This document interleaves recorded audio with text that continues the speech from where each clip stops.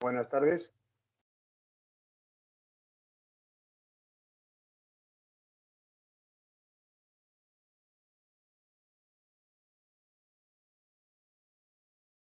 Doctor.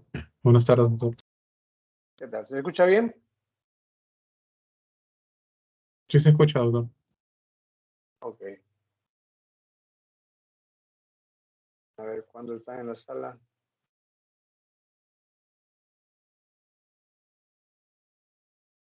Seis en la sala, dos, cuatro, seis.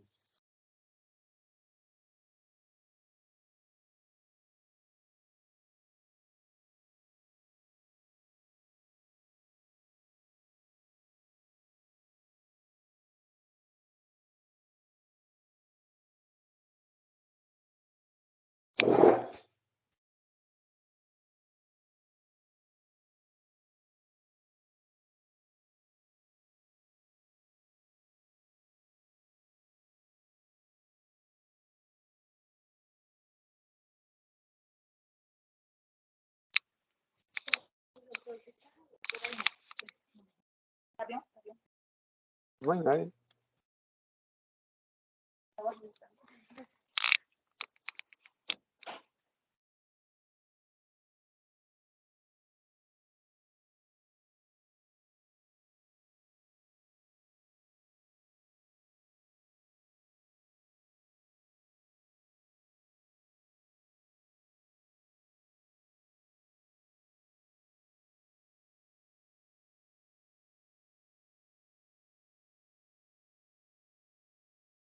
¿Cuántos somos en total?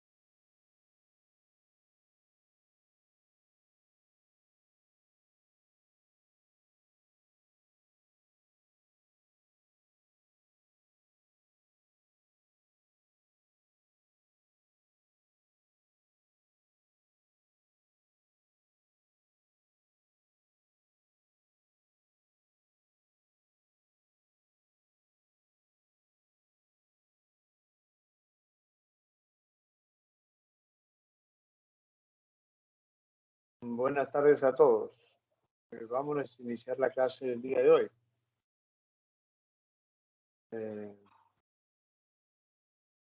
Sobre patología de endometrio.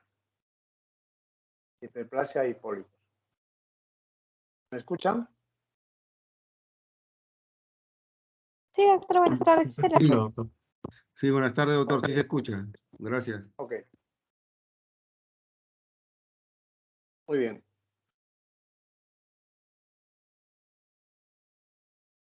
Bueno, aquí dentro de la patología de endometrio podemos ver lo que son. Uno de ellos son los pólipos, la hiperplasia endometrial. También debemos detallar el tema, por ejemplo, de la endometritis. No sin antes decir que en la anatomía del útero tenemos el cuerpo y el cuello. El cuerpo,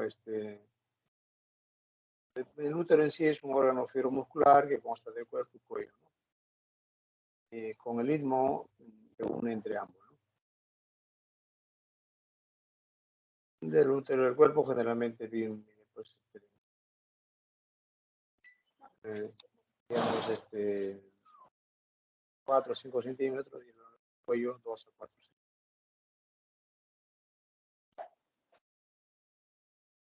Dentro de las patologías benignas de endometrio, tenemos las siguientes, ¿no? Como los clásicos son las endometritis, ¿no? Pacientes que son sometidas a un parto vaginal y que, bueno, encontramos una endometritis, ¿no? Restos ovulares o membrana, ¿no?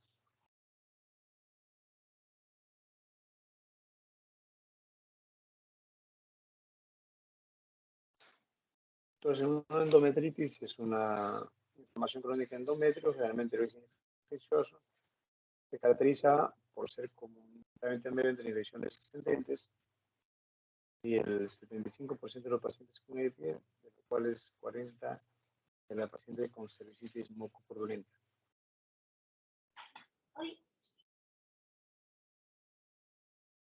Digamos, no tiene ningún patrón genético, se presenta en pacientes de edad fértil, ¿no? Dentro de la endopatógenia, sus causas, una inflamación aséptica del endometrio, presente frecuentemente en mujeres que usan DIU. Las dimensiones son ascendentes, ¿no? Gérmenes implicados desde Clamidia trachomatis, Neisseria gonorrea. Bueno, por vía ascendente van la vagina, el cuello, petrio, pompas y luego puede llegar a cavidad perineal. Los factores de riesgo para hepatitis, pues el uso de DIU, alimentación intrauterina, ya sea por un aborto o una biopsia, cervicitis, ITS y retención de restos placentarios.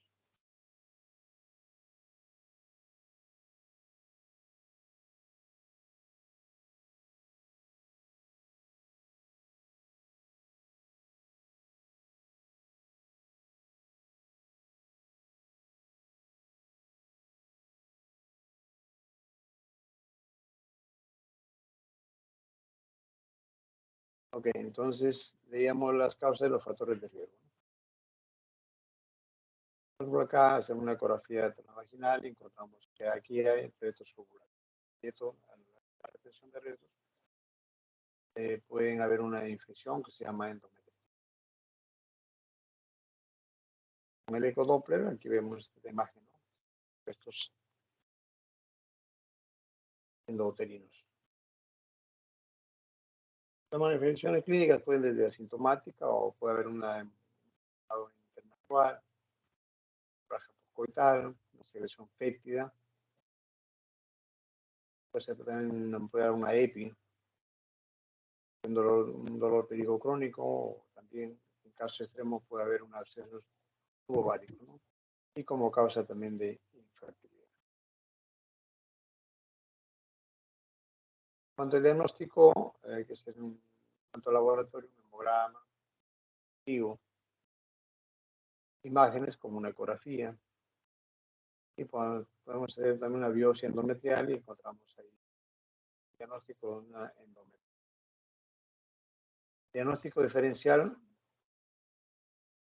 con accidentes en el embarazo, con atrofoblásica gestacional, cáncer endometrial, tumor productor de estrógenos, miomas, algunas lesiones cervicales, cervicitis y un DIU, ¿no? Olvidado.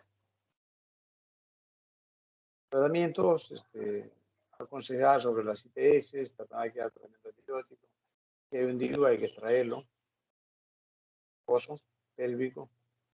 Medicamentos que utilizamos generalmente son doxiciclina, ¿no?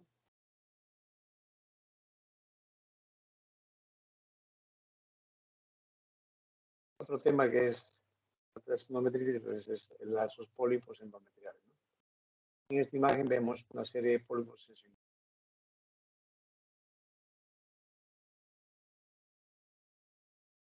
Los pólipos endometriales, el promedio en que se presentan generalmente son entre los 40 y 50 años. Se encuentran el 10% de las mujeres, 5% tienen, del total de los pólipos, tienen transformación maligna, ¿no? Y cuando se produce una extirpación, una histerectomía, encontramos que en el 20% de los úteros extraídos, extirpados por cáncer, se acompañan de pólipo, ¿no? O sea que hay una relación entre pólipo y cáncer, ¿no? Definiendo los pólipos, le podemos decir acá, son excrescencias pediculadas o sésiles del endometrio, ¿no? Y bueno, contienen glándulas, estroma y vasos. Y bueno, es el resultado de una alteración de los ciclos de apoptosis y crecimiento del endometrio. Los pólipos pueden ser únicos, pueden también ser múltiples.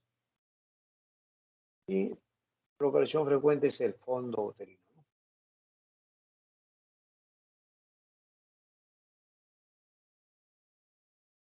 Dentro de la etiopatogenia, podemos decir que los factores de riesgo son el uso de estrógenos no compensados, tratamiento con tamoxifeno. Y pueden ir desde asintomáticos, que son la mayoría, hasta hemorragia uterina normal, ¿no? Traducido por menorragia, hemorragia intermenstrual o hemorragia también post-perimenopáusica, ¿no? Y su diagnóstico diferencial lo hacemos con pólipo endocervical, cáncer endometrial, mioma prolapsado, retención de restos de la concepción, virus retenido y olvidado, ecografía transvaginal. Hay que hacer para este tipo de pacientes parte de tu estudio. Aquí, por ejemplo, podemos también tener una muestra endometrial. Y aquí tenemos una imagen mediante una histeroscopía. Mediante la histeroscopía podemos hacerla con un recetoscopio, extraer los pólipos o también pues, hacer un ligrado uterino, ¿no? Cuando hay un pólipo, obviamente el riesgo de cáncer endometrial aumenta el doble, ¿no?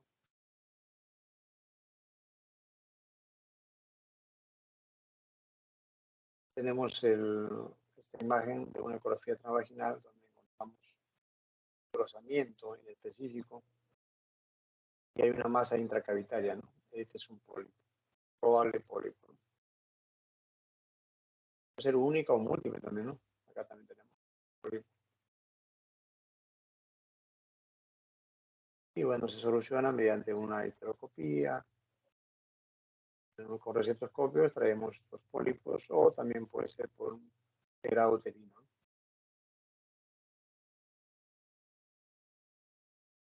Entonces la extirpación se hace por legrado o también por histeroscopia.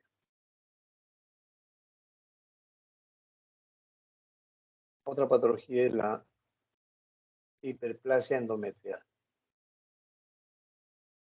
Vemos la hiperplasia endometrial en este dibujo.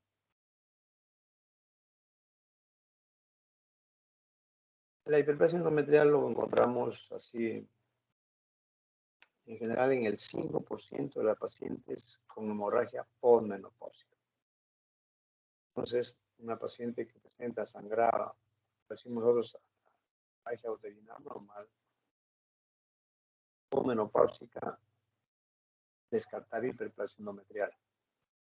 El 5% de las pacientes con hemorragia postmenopáusica cursan con hiperplasia endometrial. Entonces, ¿qué es una hiperplasia endometrial? Es la proliferación anormal de los elementos estromales y glandulares de endometrio, con una alteración histológica de sus tejidos.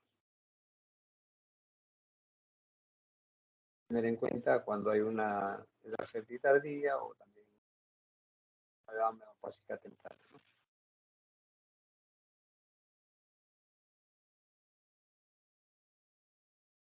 Aquí hay hiperplasia endometrial difusa y, ¿no?, tensa. con tendencia polipoidea.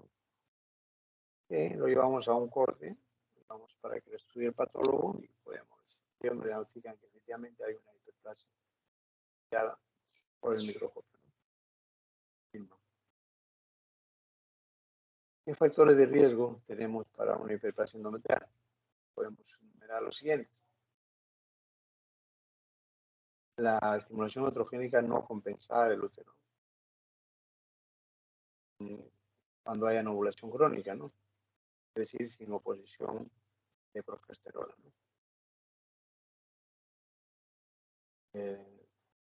Cuando hay un tratamiento estrogénico, digamos que el riesgo es 4 a 8 veces mayor.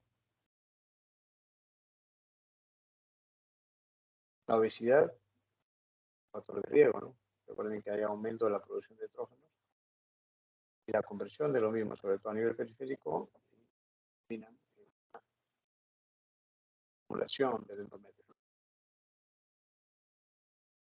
La nulliparidad, diabetes,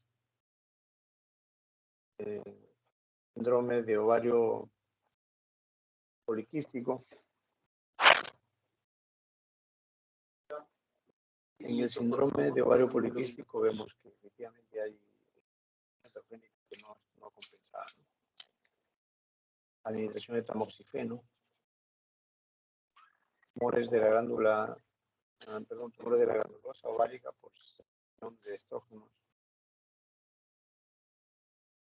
El ejemplo clásico de cada también que produce una hiperplasia endometrial de todo esto, por ejemplo, el síndrome de ovario poliquístico.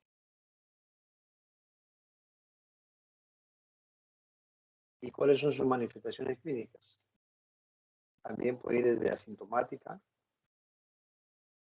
y de repente de una ecografía rutinaria y encontramos un endometrio engrosado y entonces hacemos una biopsia y encontramos que de pronto hay una hiperplasia, ¿no? Y la sintomología de una metrorragia, puede haber una hemorragia también por menopausia. En cambio, acá en esta figura tenemos el endometrio normal, mientras que a la izquierda es una hiperplasia endometrial, ¿no?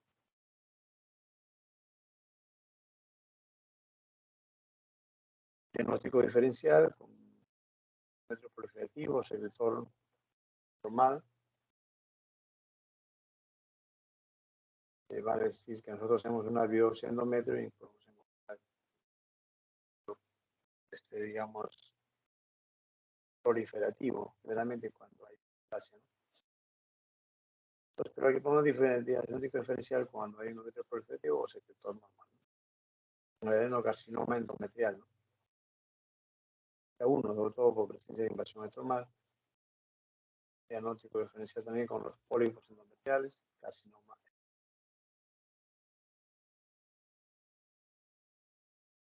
¿Cómo hacemos nuestro estudio y valoración de la hiperplasia endometrial?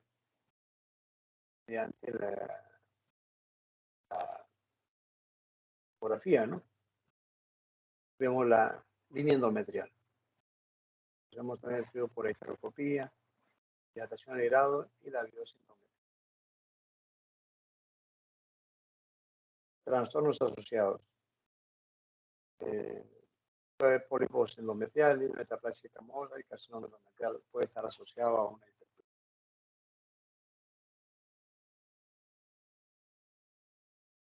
La clasificación en cuanto a la progresión de una hiperplasia a ver, apaguen su micro alguien. Ya. Clasificamos la clasificación clásica, ¿no? Hiperplasia simple, compleja, ¿no? La cual está sin atipia, con atipia, etc., ¿no? Entonces es una clasificación estructural, citológica y de evolución natural. Luego podemos decir una hiperplasia simple o compleja sin atipia evoluciona adenocarcinoma en 10 años. En cambio, con atipia evoluciona adenocarcinoma en 4 años. Tenemos la hiperplasia simple sin atipia evolucionan hasta cáncer 1%. La compleja sin atipia 3%. La simple con atipia 8% y la compleja con atipia 29%. Repetimos, por ejemplo, una hiperplasia compleja con atipia puede convertirse en un adenocarcinoma en 4 años, en este caso el 29%. Que sea con atipia o sin atipia, ¿no?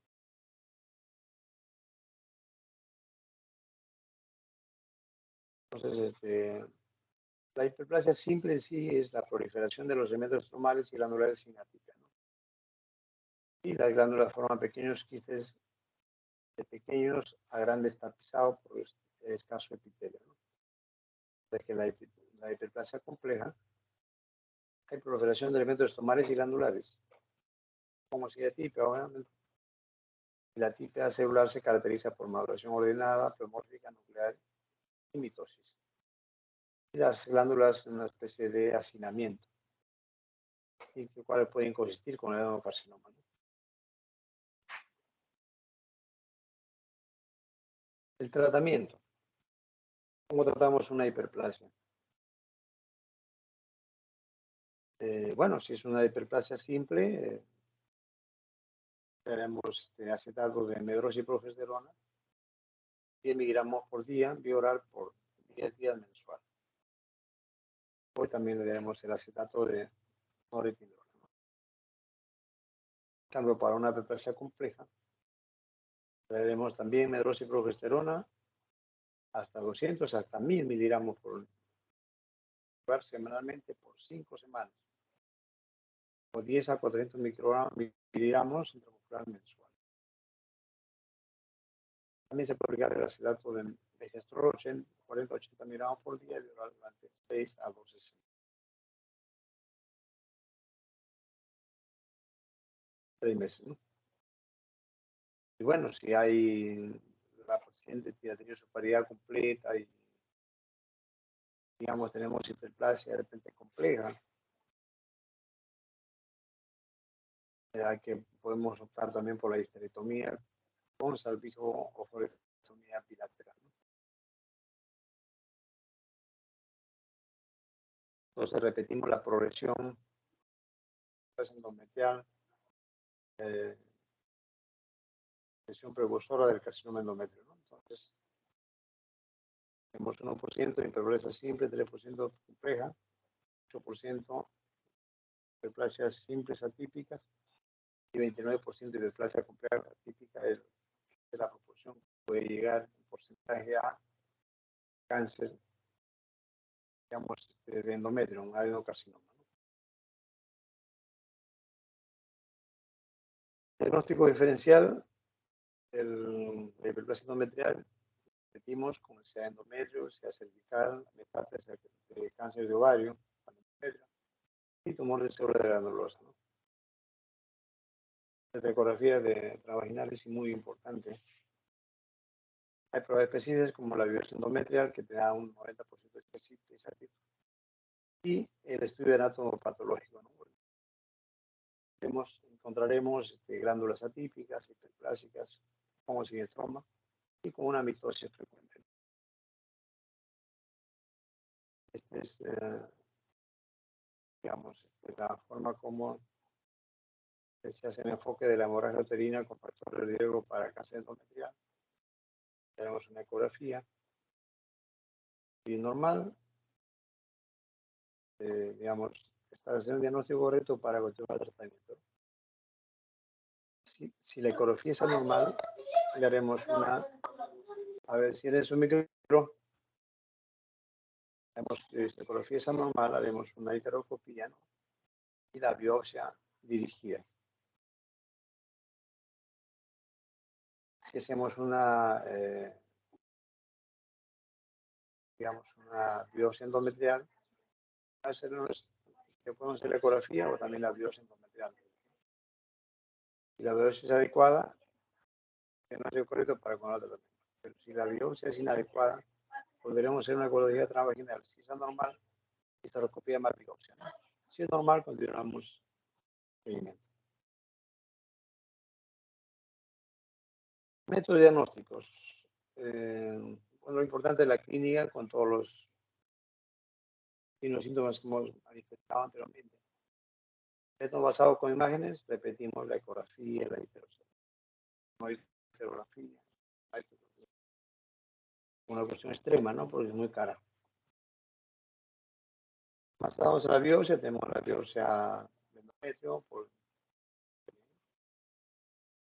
y método basado en la validación de la cavidad uterina por la histeroscopia. Es una buena anamnesis, buen examen físico, ¿no? Ecografía transvaginal, ¿no? Vemos como las dimensiones del útero y su endometrial. Veremos ahí el engrosamiento de la línea endometrial. Y también si haber una sospecha de neoplasia evidente, se debe informar los aspectos tanto endometrial, presión inicial y presencia de ácido. Nuestra ecografía es de gran valor. Ecografía transvaginal, decíamos que sirve para ver la línea endometrial. Una paciente premenopáusica puede llegar a estrés hasta más de 15, pero una posmenopáusica puede ser mayor de 5 milímetros. Y se ha encontrado que hay una relación entre el grosor del tejido y el riesgo de cáncer endometrio o hiperplasia. Limitaciones, por ejemplo, de la ecografía, que el cáncer endometrial puede ocurrir en pacientes que tengan también, digamos, un endometrio menos de 5 milímetros. Relación entre el grosor endometrial medido por ecografía transvaginal e in vivo. Se ha visto que en post-histerectomía solo es correcta en 65% de los casos. Vale decir, línea endometrial alterada, gruesa, y cuando ya se saca el útero se ve que una correlación es en 5% de los casos. A ver, Víctor, apaga tu micrófono.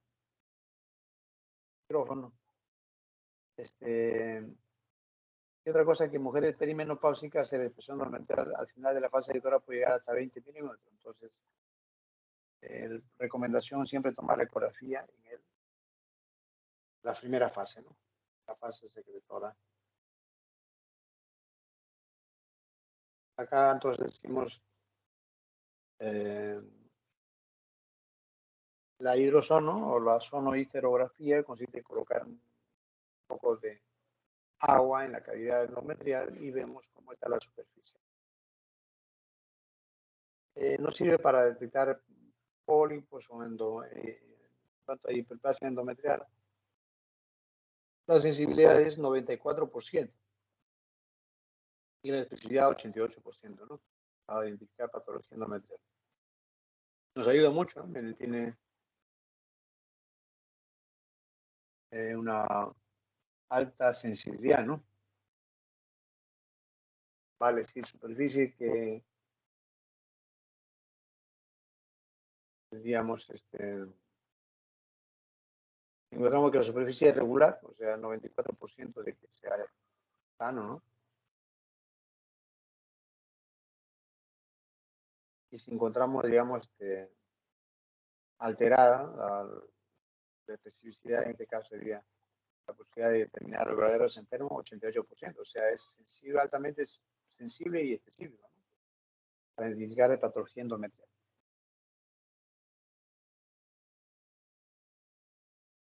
Y luego consiste en colocar un poco de agua en cavidad uterina y vemos, fácilmente se ven los pólipos, ¿no?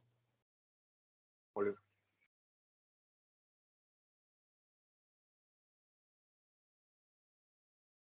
La resonancia magnética nuclear también podemos utilizarlo, pero recuerden que es limitado por su alto costo, ¿no? Nuestra biopsia endometrial permite valorar la paciente que experimenta hemorragia. hemorragia, uterina normal, o que despierta sospechas de patología endometrial.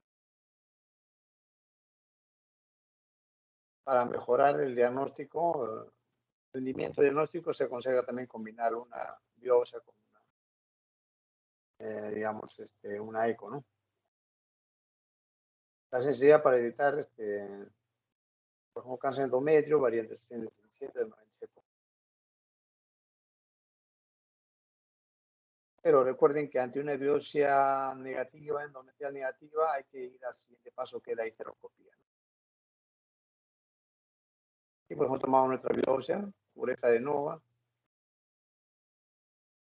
anterior, posterior, lateral derecha, izquierda, y sacamos nuestra muestra, ¿no?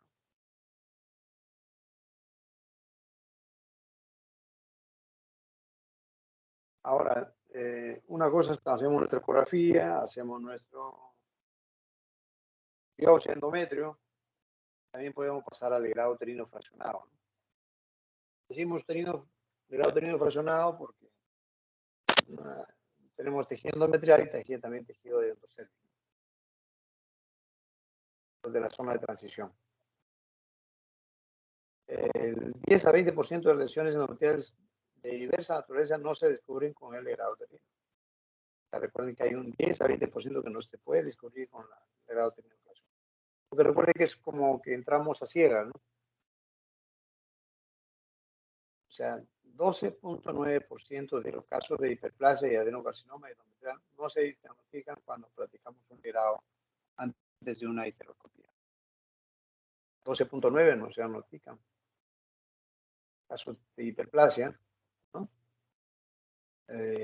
Digamos, si realizamos solamente un legrado. Probablemente esto ocurra porque en más del 60% de los casos la legra solo alcanza el 50% de la superficie de la cavidad uterina, ¿no? Interesante, ¿no? En otras palabras, hay lesiones escondidas que incluso hacer digamos, la biopsia endometrio, el legrado uterino. Hay 12.9% de hiperplasia o cáncer que se nos puede escapar,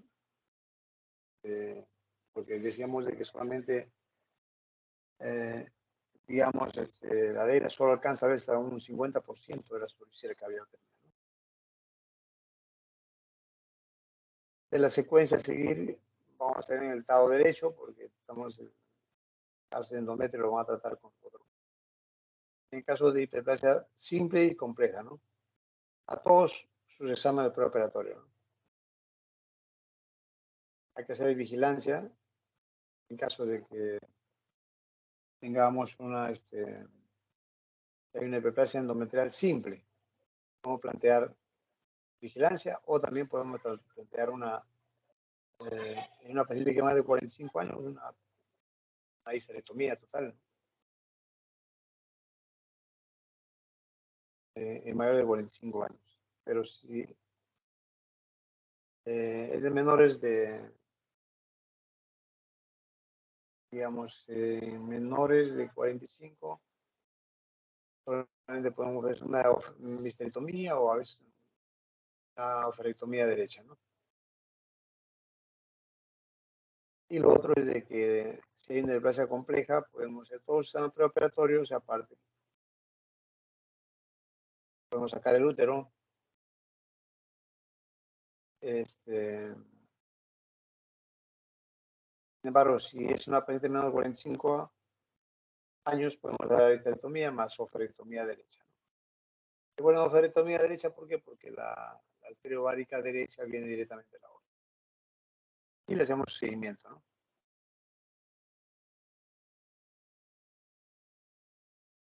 El método basado en la visualización, digamos, de la cavidad uterina, tenemos la histeroscopía, ¿no? Es una manera más directa de estar viendo la cavidad uterina. Y bueno, tiene es el gold estándar, ¿no? La histeroscopía, ¿no? Y ahí encontramos los pólipos, ¿no? Entonces, es el gold estándar para pacientes con hemorragia uterina normal, pero un poco raro, pero pueden pasar desapercibidas a una hiperplasia endometrial, pero puede ser muy raro si tenemos directamente prácticamente la cavidad, lo estamos viendo con el histeroscopio. Entonces el Gore estándar. Sensibilidad 96 y especificidad 92%. Entonces, es alto por eso que es el Gore estándar, por eso que la histeroscopía es el Gore estándar. Tiene también una limitación, ¿no? Que tiene la limitada capacidad de diagnóstico y corrección difusa, ¿no? El procedimiento es un poquito más costoso y no es exento también de. Pues aquí tenemos la histeroscopía. Sin duda alguna es el procedimiento que más ha contribuido al abandono del grado uterino en el estudio de la patología endometrial, ¿no? Digamos, su uso se ha generalizado en los últimos años gracias a la posibilidad de la maravillosa dirigida, ¿no? Tenemos el histeroscopio, ¿no? A través del cual vemos muestras de tejido endometrial. Y si nos ayudamos con el recetoscopio, podemos también resecar incluso la lesión.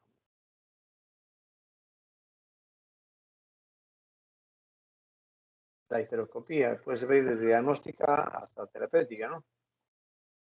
Pues esta histeroscopía podemos engrosamiento endometrial difuso, incremento de la vascularización superficial, aumento de la densidad de los orificios glandulares y dilatación de las glándulas endometriales. Como ver por histeroscopía, ¿no? Miren, por histeroscopía lo que vemos.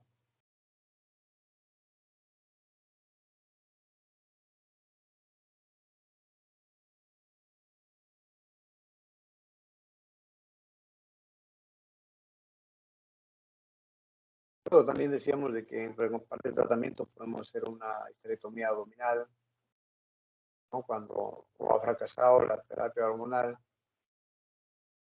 Y bueno, hay una decisión de la paciente que tiene hiperplasia compleja con ATIP, se le explica que el 9% puede llegar, de una hiperplasia compleja con ATIP puede llegar a cáncer, ¿no? Entonces, la paciente incluso voluntariamente quiere que le saquen. Entonces, es una histerectomía abdominal total. Como hay mucha producción de estrógenos, se puede hacer una salpingoforectomía bilateral también. También un proceso de la parotomía a través de una incisión abdominal que permite la exploración intraoral.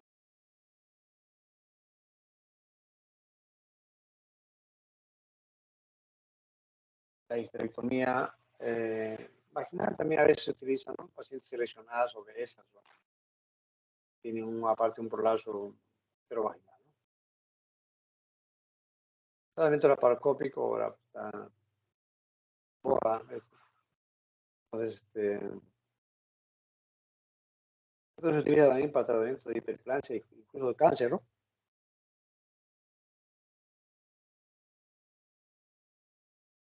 Es el esquema de una histerectomía abdominal total, ¿no?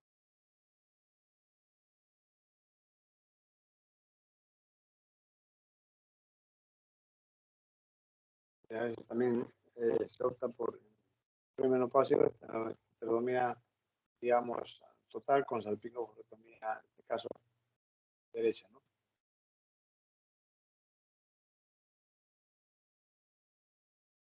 Bueno, esto es en caso de cáncer, ¿no? Que no es, entonces, en cambio, solamente acá hasta histerectomía total, y histerectomía total con salpingoforectomía, ¿no?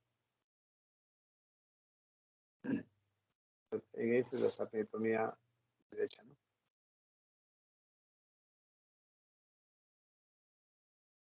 Pero recuerden que esto podemos hacer también desde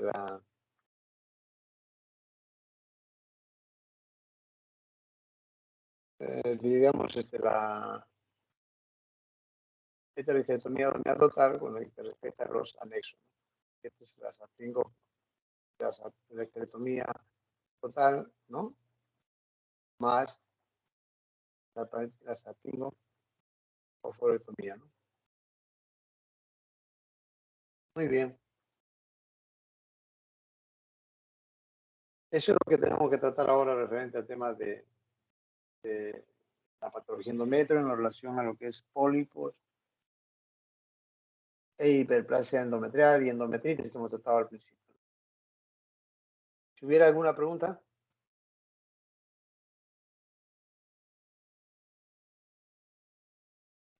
Doctor, buenas tardes. Sí, adelante. Doctor, tengo una confusión. ¿La biopsia endometrial es lo mismo que el legrado uterino fraccionado o es una técnica o cuál es la relación entre los dos? Son procedimientos diferentes. ¿Ya?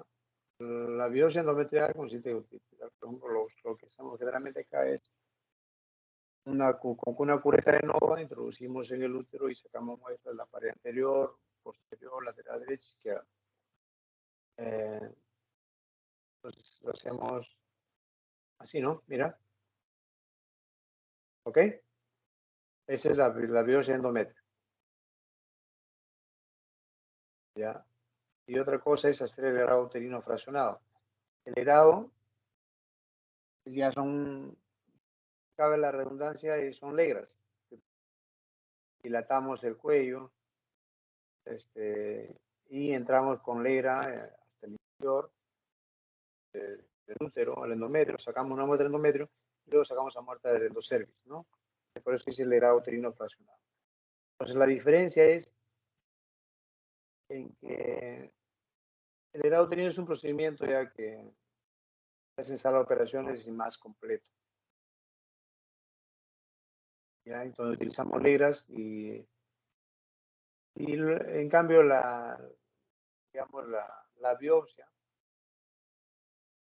es un procedimiento que lo podemos hacer en consultorio y que solamente con introducir una cureta de nova y hacer también un raspado, ¿no?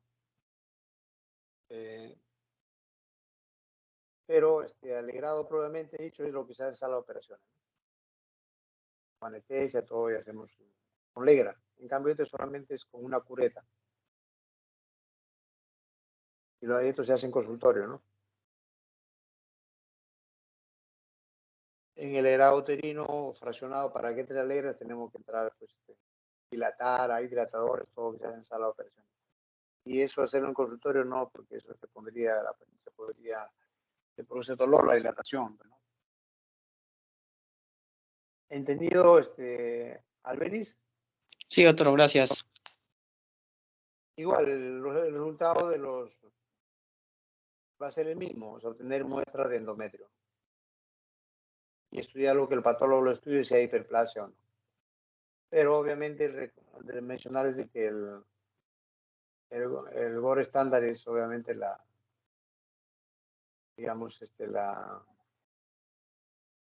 heteroscopía, ¿no? La heteroscopía es el GOR estándar, ¿por qué? Porque ahí sí entra una cámara, un visor, una cámara dentro del útero y ves más o menos qué zona está alterada y de ahí tomas una biopsia dirigida y es por eso que tiene su sensibilidad y especificidad, pues tienen un 96 y 92% respectivamente, ¿no?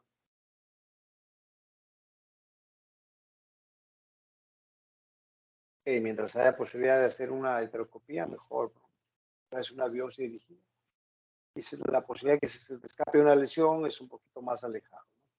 En cambio, con digamos, una cureta, el mismo legrado, a medida que avanzan los procedimientos, tiene mayor sensibilidad y especificidad. ¿Okay? ¿Alguna otra pregunta?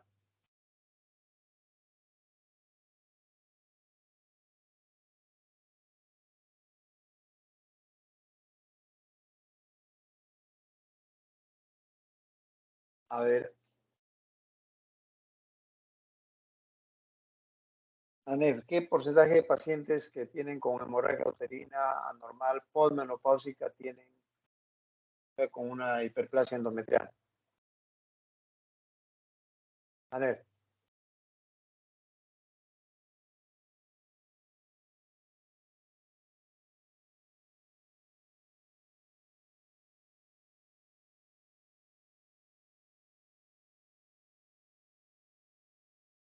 Joaquín. Sí, doctor. En sangrado, Una en una paciente que hemorragia. viene con hemorragia uterina anormal postmenopáusica,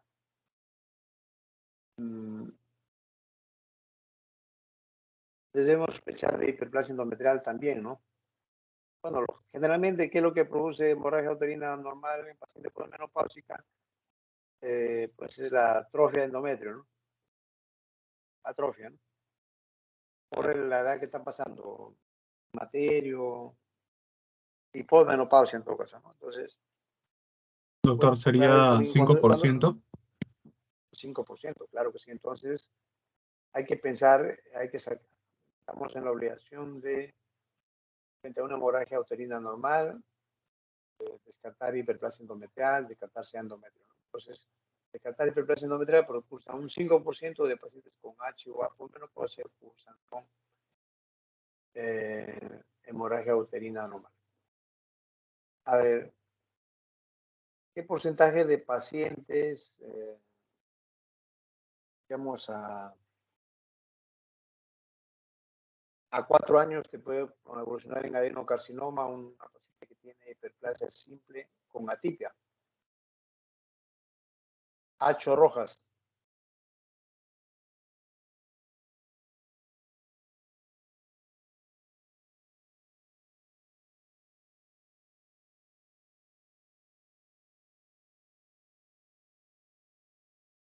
H roja, no está. Melissa.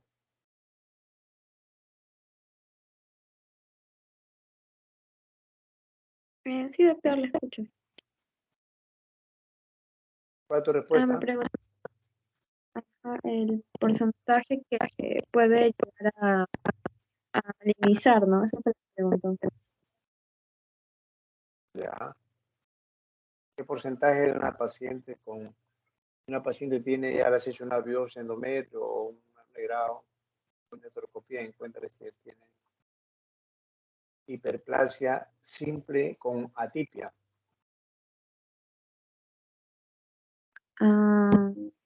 Si no me equivoco, usted mencionó 8%. Claro, 8%. Se dan cuenta que a 4 años, ¿cómo puede avanzar esto a un cáncer, ¿no? Entonces, es como, digamos, personal de salud entra en esa patología ya, tienen que derivarlo porque puede ir se puede malignizar, ¿no? Entonces una hiperplasia se puede convertir en sea de cáncer endometrio, adenocarcinoma. Muy bien. Y ¿cuál es la diferencia entre un pólipo y un mioma? Por ejemplo, un mioma submucoso con un pólipo Lisset.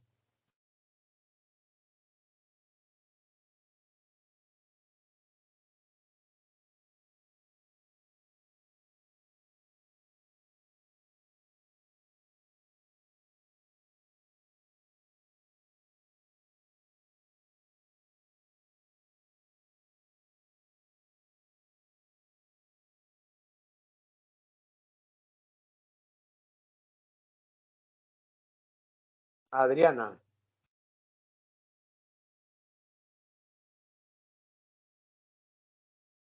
Sí, doctor. Cuéntame, Adriana. No, no recuerdo, doctor, disculpe. Ya. Diego Becerra.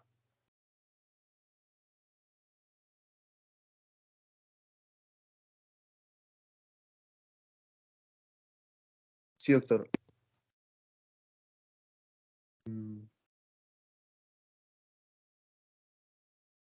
¿Cuál es la diferencia entre un pólipo y un mioma?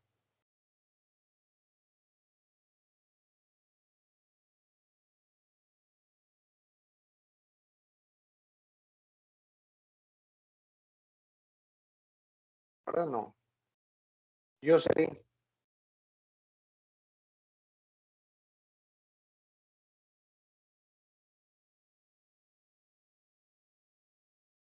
Está ahí, presidente.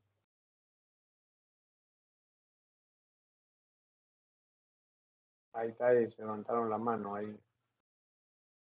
Tiene una mano levantada. ¿Qué dice Úrsula, a ver, Úrsula.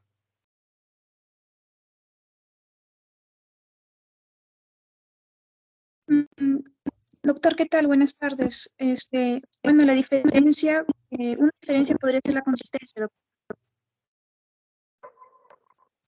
A ver, no te escuché bien, Úrsula, dime. Doctor, ¿ahora se me escucha? Sí, Ya, una diferencia podría ser la consistencia, doctor.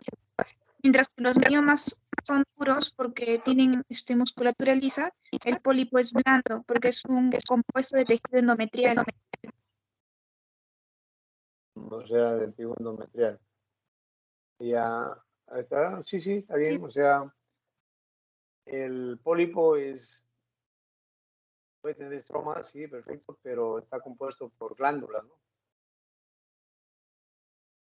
Claro, es una zona donde el endometrio no hay receptores de progesterona, ¿no? El pólipo. Claro, en cambio el músculo, perdón, el mioma, obviamente. Y entonces eso es y uno cuando coloca el Doppler incluso puede haber hay Doppler positivo, ¿no? Entonces, ¿por qué? Pues significa que hay un tejido glandular, ¿no? ¿Y qué significa el hecho de... Gracias, Úrsula. Stephanie, ¿qué significa... ¿Qué es hiperplasia endometrial?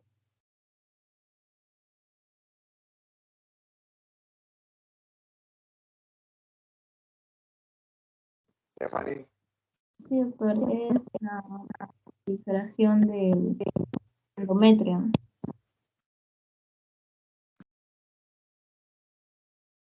Ya. Bueno, en este caso puedes tener glándula, puedes tener estroma, pero sus células están alteradas, por eso se dice hiperplasia, ¿no? Morfología, ¿no? Hay aumento de células, pero con alteraciones en morfología, ¿no? Esa es la hiperplasia. Y si tenemos una hiperplasia compleja con atipia, Cristina, a los 4 años se puede convertir en un cáncer, ¿en qué proporción? Cristina. Sí, doctor. Hiperplasia compleja con atipia, mencioné el 29%. ¿Cuánto? 29%. Claro, alto, ¿verdad? Alto, buena proporción se puede ir de 29%, casi un 30%, ¿no? Muy bien, y en una paciente posmenopáusica, la línea endometrial por ecografía no debe ser mayor de cuánto. A ver, Loli. Loli.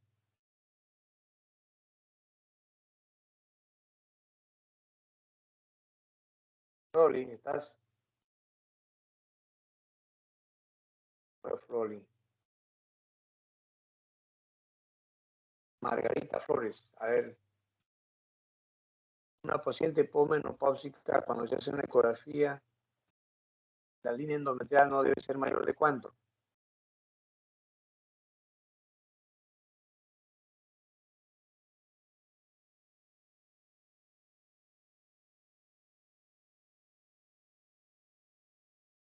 Tampoco está Margarita. Héctor, Aycachi.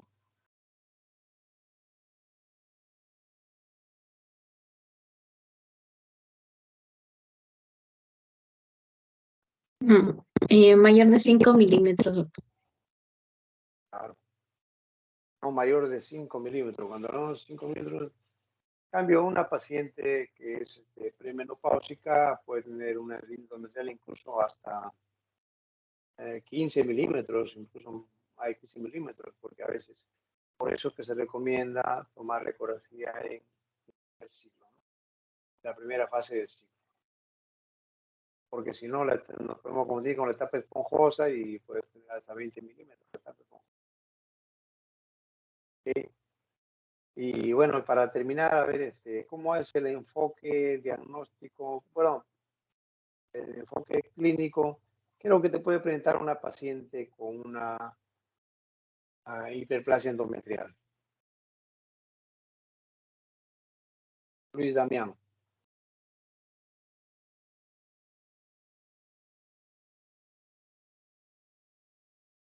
Doctor, buenas tardes. Sí. Sí. Una hiperplasia, entonces tendría que ver. Clínicamente, ¿qué te produciría clínicamente? ¿Cuáles son los factores de riesgo para una hiperplasia? Entonces sería aparte de la ecografía que buscar, los factores de riesgo serían entonces la deficiencia que en este caso sería de hormonas.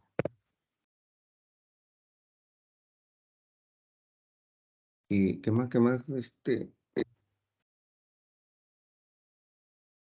Me imagino que también debe haber unas hemorragias intramenstruales o hemorragias intensas también, ¿no?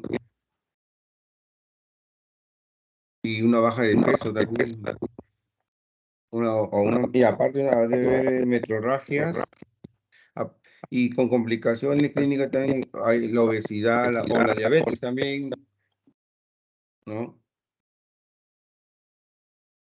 Ok. A ver, ¿qué nos dices, Luis Carrizo?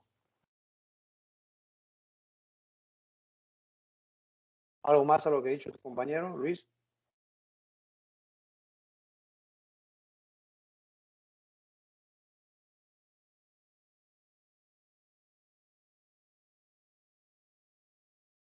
Jocelyn. ¿Se me escucha, doctor? Sí, Luis, adelante. Ya, con lo que estaba mencionando él ya mencionó terapia estrogénica, entonces también falta diabetes mellitus, nulliparidad, menopausia tardía y obesidad, ¿no? Nulliparidad también. Diabetes también, ¿no? Y cuando hay mencionamos una de las patologías muy frecuentes que se ven incluso o cuando hay síndrome de, digamos, de androgenización, hay hiperestimulación, endometrio, pacientes obesas, que cursan con ciclos anovulatorios, incluso, ¿cómo se llama el síndrome? Hay hiperprolactinemia, hay galactorrea. ¿Te acuerdas? Que eso produce también hiperestimulación del endometrio, génica del endometrio, produce como ser una biopsia, encontramos etapa proliferativa, la estimulación permanente del endometrio. Un síndrome que hemos leído y que lo hemos escrito ahí, ¿cómo se llama? ¿Ovario poliquístico, doctor? Ovario poliquístico, ¿no? Síndrome de ovario poliquístico. Muy bien, entonces, una vez que tenemos, y a ver, tú mismo, Luis, por cómo se presenta la paciente, qué signos, síntomas tiene. Por ahí nos dijeron que es sangrado intermenstrual, ¿qué más puede tener? Para subdoctor, para síndrome de ovario. No, para una paciente que tiene una probable hiperplasia. ¿Cómo viene la paciente? ¿Qué síntomas tiene? Signos y síntomas. A ver, el sangrado podría tener presencia de masa o sensación de masa, dolor. Sensación de masa. Bueno, puede tener, la paciente puede estar asintomática, le hace una ecografía y encuentra endometrio engrosado, ¿no? Pero la paciente también puede venir porque tiene hipermenorrea, ¿no? Hipermenorrea, o sea, sangra más de lo usual, más días, más volumen, más de 70, más de 80. Puede tener sangrado intermenstrual, ¿no? Y bueno, entonces tú le das una ecografía y encuentras un endometrio grueso y lo haces una biopsia endometrial y encuentras de repente encuentras de repente zonas de hiperplasia, ya sea con simple o compleja, con atipias, negativas. Y bueno, idealmente le harías una ecografía de línea endometrial, está engrosado, una citación consultorio, le puedes hacer una biopsia de endometrio, o lo puedes someter a una paciente que tiene con una hemorragia uterina normal por menopausia, o puedes quitarlo para que haga un regrado uterino pesado. O idealmente, que es el gold estándar, hacer una histeroscopía con biopsia dirigida, ¿no? Y de acuerdo a los resultados, veremos si los sometemos a tratamiento médico con medrosis y progesterona, o también puede terminar en una histerectomía, con simple, una histerectomía con corectomía derecha o bilateral. Y bueno, entonces, esa es la secuencia que podemos seguir, ¿no? Muy bien, siendo las 6 de la tarde, si no hubiera más preguntas, damos por concluida la clase del día de hoy. ¿Has captado, Adriana?